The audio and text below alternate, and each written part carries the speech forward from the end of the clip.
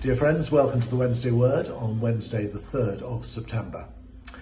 It is so good to be back with our church family after 3.5 months off sabbatical. Nicola and I are so grateful to the wardens, the staff team and many others who made it possible for us to take this time away. Over the next few weeks I'd like to use the Wednesday Word to share a little of what we've been doing and what I gained from our time away. On the evening before the sabbatical began, we had our latest Rethink gathering at St Matthew's, where Ed Shaw spoke about his new book, The Intimacy Deficit.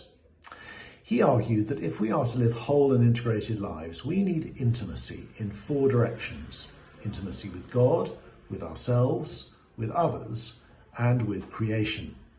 I found this a really timely word, and I turned it into a prayer for my sabbatical, that my intimacy in all 4 directions would deepen during the sabbatical. I believe that prayer was abundantly answered, as I hope that these reflections will show. So I began my sabbatical with a weekend retreat at Lee Abbey in Devon, where I enjoyed glorious spring sunshine, while Nicola was on her own retreat in Suffolk. During this time, I reread Henri Nouwen's book, The Return of the Prodigal Son, his beautiful meditation on the parable and on Rembrandt's great painting of the same name. Through this familiar story, I heard God speaking to me in fresh ways, refreshing my intimacy with him. In the past, I've often identified with the younger son, and there are parts of me that still resonate with his journey.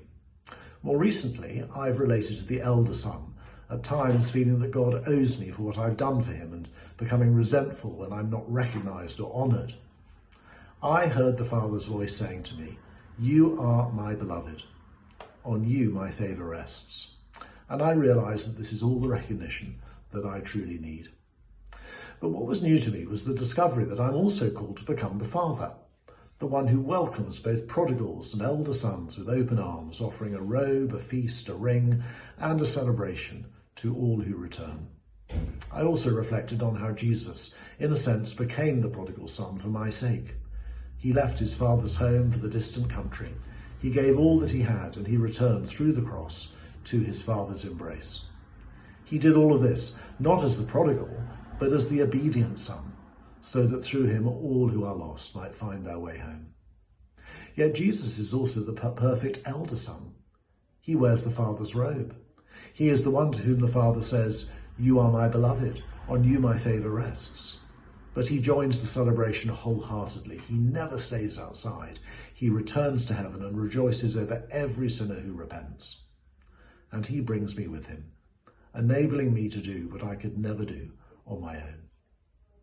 So during this short retreat in a beautiful place, I felt my intimacy with God and with creation beginning to be restored.